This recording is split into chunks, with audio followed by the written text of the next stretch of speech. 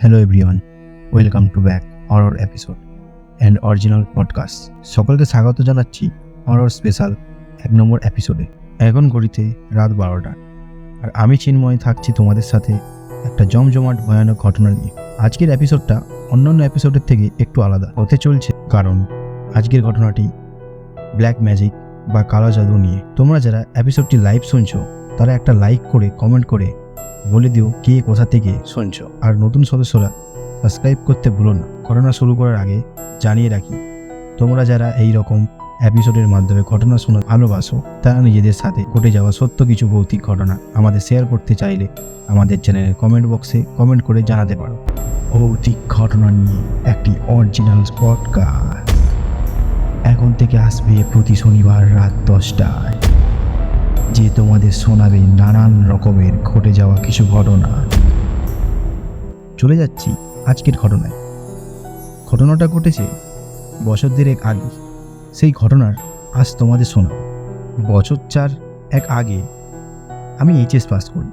তারপর থেকে ওই টুকটাক টিউশন পড়িয়ে নিজেই নিজের খরচা চালিয়েছিলাম, কিন্তু গ্র্যাজুয়েশনের পর বুঝলাম এইভাবে আর কতদিন।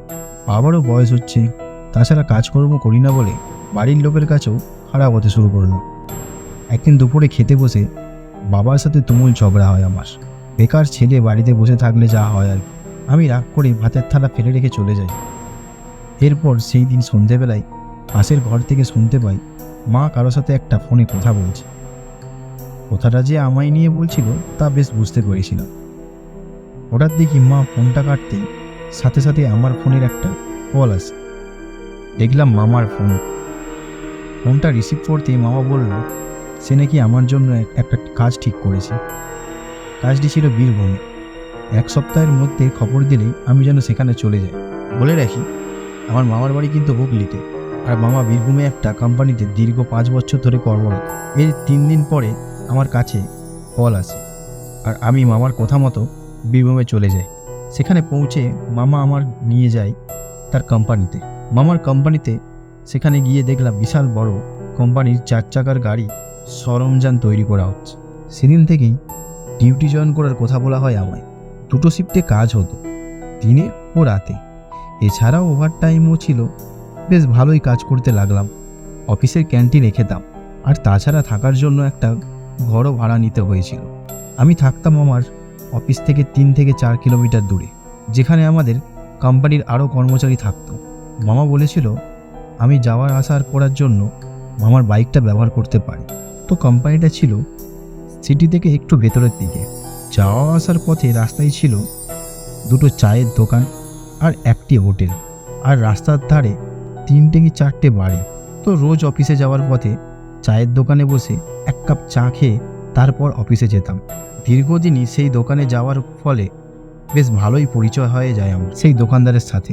এরপর শিফট টাইমিং আমার চেঞ্জ হয়ে যায়, তাই রাতে শিফট জয়েনিং করি। রাতে বলতে বিকেল 4টে থেকে রাত 1টা পর্যন্ত শুধু শিফটের টাইম। তো একদিন রাতে শিফট শেষ হয়ে অফিসের বাইরে বেরিয়ে দেখি আকাশে মেঘ লাল হয়ে গেছে। হালকা হালকা বিদ্যুৎ চমকাচ্ছে, সাথে ঠান্ডা হাওয়াও দিচ্ছে। বুঝতে পারছিলাম কিছুক্ষণের মধ্যেই বৃষ্টি নামবে। তাড়াতাড়ি বাইকটা স্টার্ট করে দিই, কিন্তু কিছুটা দূরে যেতেই ছমছমিয়ে বৃষ্টি নেমে এলো। কোথায় দাঁড়াবো বুঝতে না পেরে বাইকটা থামিয়ে রাস্তার ধারে একটা বড় বটগাছের নিচে দাঁড়ালাম। কিন্তু বৃষ্টির ধাপড়টা এতটাই বেশি ছিল যে সেখানে দাঁড়ানো প্রায় অসম্ভব হয়েছিল আমার। ওই বটগাছটা ছিল একটা 3 মাথার রাস্তার মোড়ে। সোজাসুজি রাস্তাটা চলে গিয়েছে আমার বিল্ডিংয়ের দিকে। বিদ্যুতের আলোতে দেখলাম বাঁ দিকের রাস্তাটা সোজাসুজি একটা বাড়ির দিকে যাচ্ছে। দেখতে পেলাম বাড়িটা একটা হাফ ভাঙা পাঁচিলে দিয়ে ঘেরা। বাড়িটার অবস্থা বেহাল, টিনের চালের দেওয়াল। বাড়িটার দিকে বাইকটা নিয়ে চলে গেলাম বাড়িটার ভেতরের দিকে। গিয়ে সামনে বারান্দাটায় দাঁড়ালাম। যাওয়া মাত্রই বাড়িটার অবস্থা দেখে আমার গা ছমছম করে উঠল। বাড়িটার পাঁচিল অর্ধেক হয়ে গেছে, আর বিভিন্ন জায়গায় ঝোপঝাড়ে পরিণত হয়েছে। দরজা জানলা বলতে প্রায় কিছুই নেই। একদিকে ওদিকে দেখতে গিয়ে দেখতে বারান্দায় কোনো একটা কুকুর শুয়ে আছে। আমার চোখে চোখ পড়তেই ঘাড় উঠিয়ে আমার দিকে দেখে আবার শুয়ে পড়ল। ফোনের ফ্ল্যাশ লাইটটা ঘোরাতেই চোখে পড়ল সিঁড়ির গা দিয়ে একটা শশা গাছ উঠে গেছে টিনের চালের ওপর। তাতে বেশ কিছু শশাও হয়েছিল। আমি স্বাদ পাঁচ না ভেবেই একটা শশা ছিঁড়ে খেতে লাগলাম। বাইরে তখন অনেক বৃষ্টি হচ্ছে। হঠাৎ একটা শব্দ কানে আসতেই আমার বুকটা ভয়ে ঘাবড়ে গেল। আমি শুনতে পেলাম ঘরের ভেতর থেকে একটা মেয়ে মানুষের গলার আওয়াজ আসছে। আমি ফোনের ফ্ল্যাশ লাইটটা ঘরের ভেতর ঘোরাতেই আমার পুরো শরীরে বিদ্যুৎ খেয়ে গেল।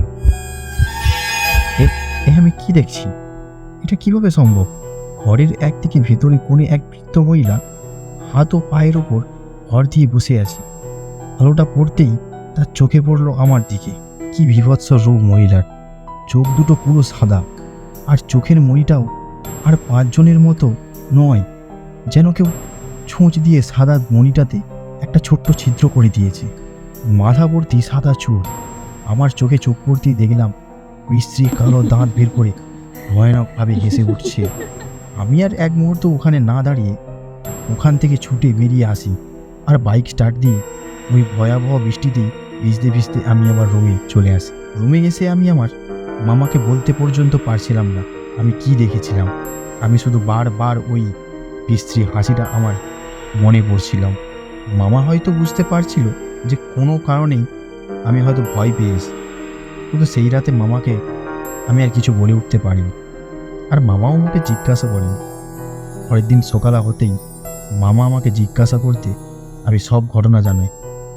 শুনে মামা একটু ভয় পেয়েছিল, আর আমায় বলে, যা হয়েছে হওয়ার সব ভুলে যাও, ওইদিকে আর কখনো যেও না। ঘটনাটা এখানেই শেষ হয়ে গেলে মনে বেশ ভালোই হতো। মামা অফিসের স্যারের সাথে কথা বলে শিফটটা আবার দিনের বেলায় করে দিল। এর পরের দিন আমি অফিসে যাই, আর কাজ করতে করতে ওই দুপুর 2টোর দিকে আমি একবার বাথরুমে যাই। অফিসে লেবারদের বাথরুমগুলো পরপর অ্যারেঞ্জ করা, আর প্রত্যেকটা বাথরুম হুক অবধি পাঁচিল দেওয়া। বাথরুমে ঢুকতেই হঠাৎ আমার চোখে যা পড়ে তাতে আমার শরীরের রক্ত রীতিমতো ঠান্ডা হয়ে যায়। আমি দেখি বাথরুমের একটা পাঁচিলের উপর একটা লোক বসে আছে, আর তার গায়ে আমাদের অফিসের ইউনিফর্ম, আর একটা হাত কাটা, সেখান থেকে গলগলিয়ে রক্ত পড়ছে। এই দৃশ্য দেখে আমি ভয়ে বাথরুমের দরজায় ধাক্কা খাই, আর সেই সাথে সাথে লোকটি আমার দিকে তাকায়। উফ, কি বিভৎস চোখ তার! চোখে কোনো মণি নেই, তিনি পুরো ফ্যাকাশে, যেন এক ফোঁটা রক্ত মাংস নেই তার মুখে।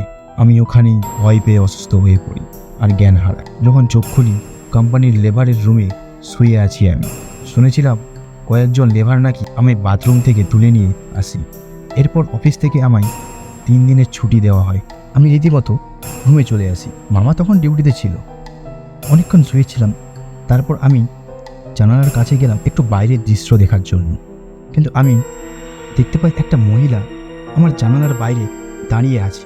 কি আশ্চর্য হলাম যে সেও মহিলাটা খুব ভয়ানক, পরনে সাদা কাপড়, চুলগুলো এলোমেলো হয়ে রয়েছে, আর সেও আমার দিকে তাকিয়ে আছে। এরপর দেখি যে সে তার একটা পা মাটিতে মাটির সাথে গোষ্ঠাতে অন্ধকারে মিলিয়ে গেল। আমি ভয় পেয়ে আর জানালার সামনে দাঁড়াতে পারছিলাম না। বিছানায় গিয়ে শুয়ে পড়লাম। পরের দিন সকালে একটু শরীরটা ঠিক হতে আমি বাইক নিয়ে বেরিয়ে পড়লাম চায়ের দোকান চা খাওয়ার জন্য। চায়ের দোকানে চা খেতে খেতে দোকানদারকে সব কথা খুলে বললাম। উনি ভয়ে আটকে যান, আর তারপর উনি আমায় যা বললেন তাতে আমার পায়ের তোলা থেকে মাটি রীতিমতো সরে যায়। উনি বললেন বাড়িটিতে নাকি আজ থেকে 58 বছর আগে এক তন্ত্রমন্ত্র করা এক মহিলা থাকতেন। ওই বাড়ির খাবারে মুখ পর্যন্ত দিত না কেউ যদি ওই মহিলার কিছু খাইয়ে দিতেও সেটাকে 15 দিনের মাথায় মারা যেত, আর সেই ব্যক্তি 15 দিন ধরে মৃত মানুষদের দেখতে পেত। এরপর দোকানদার আমার দিকে তাকিয়ে বললেন, তুমি তো সেই মৃত মানুষদের দেখতে পাচ্ছ, তোমার এই মুহূর্তে কোনো তান্ত্রিক বা গুণিনের কাছে যাওয়া উচিত। আমি প্রশ্ন করলাম, 58 বছর আগে মহিলাটার এখনো বেঁচে থাকার তো কথা নয়, তাহলে আমার সাথে এইসব কেন হচ্ছে? দোকানদার বললেন, প্রতি অমাবস্যার রাতে ওই মহিলা আত্মা এই বাড়িতে ঘুরে বেড়ায়, এবং আজ পর্যন্ত ওখানে কেউ কখনো যায়নি। আমি সাথে সাথে মামাকে ফোন করি, রুমে ডাকি। সব কথা মামাকে যখন বললাম, তখন মামা ভীষণ রেগে গিয়ে বলল, তোকে কে বলেছিল ওই গাছ থেকে শশা চুলে খেতে? আমি কোনো উত্তর দিতে পারিনি। তারপরে মামাকে নিয়ে ওই চা দোকানদারের কাছে যাই। যেহেতু ওখানের কোনো ভাষা বুঝিনি, তাই চাওয়ালা দোকানদারকে নিয়ে এক তান্ত্রিকের কাছে যাই। আশ্চর্য ব্যাপার, ত্রান্তিকের সামনে যেতে না যেতেই সে বলে উঠল, কেন এসেছিস? তুই তো 11 দিনের মাথায় মরবি। কথাটা শুনে মামা হাতে পায়ে ধরে বলল, আপনি কিছু একটা করেন, ওকে বাঁচান। তান্ত্রিক আমার দিকে তাকিয়ে বলল, আজ রাতে ওই বাড়ির উঠোনে তোকে মাটির হাঁড়িতে ভাত রান্না করে রেখে দিয়ে আসতে হবে। যদি তুই কাল সকালে হাঁড়ি খালি থাকতে দেখিস তাহলে জানবি ওই আত্মার হাত থেকে তুই বেঁচে গেছিস। আর হ্যাঁ, তবে মনে রাখিস, হাতে হলুদ আর সিঁদুর মাখানো লাল কার হাতে যেন বাঁধা থাকে, নাহলে তুই বেঁচে ফিরতে পারবি না। আমি মাটির হাঁড়ির ভাতটা নিয়ে দরজার সামনে রেখে চলে আসি। সেদিন সারা রাত আমি আর মামা দুজনেই চিন্তায় ঘুমোতে পারিনি। পরের দিন সকালে মামাকে নিয়ে যাই ওই বাড়ির উঠোনে, যেখানে হাঁড়িটা রেখেছিলাম। গিয়ে দেখি হাঁড়ির ভাতটা ফাঁকা। তখন নিশ্চিত হলাম, কিন্তু তারপরও আমি টানা 10 দিন মৃত ব্যক্তিদের দেখতে পাই নিজের চোখে, কিন্তু ভাগ্যক্রমে আমি বেঁচে যাই। এই ছিল আজকের ঘটনা, যা আমি তোমাদের সাথে শেয়ার করলাম। ধন্যবাদ বন্ধু এই রকমের একটা হররহীন করে ঘটনা শেয়ার করার জন্য। যাই হোক, থ্যাংক ইউ ফর ওয়াচিং। আশা করি আমাদের শ্রোতা বন্ধুদের ভীষণ ভালো লেগেছে আজকের ঘটনাটি। আজকের এপিসোডটি আমি এখানেই শেষ করছি। তোমরা কিন্তু জানিও কেমন লেগেছে আমাদের ঘটনাটি, আর ভয় লাগলে একটা লাইক করতে ভুলো না। কিন্তু আমি চিন্ময় থাকছি এই রকম কিছু ভৌতিক ঘটনা নিয়ে, আর এই পরিবারের নতুন কিছু সদস্যদেরকে আমাদের চ্যানেল থেকে অনেক শুভেচ্ছা। আর তোমরা যদি চাও তোমাদের সাথে ঘটে যাওয়া কিছু ভৌতিক ঘটনা, তাহলে আমাদের জানাতে পারো। আমি পড়ে শোনাবো এই রকম আরও নতুন নতুন ঘটনা। আজকের জন্য এখানে।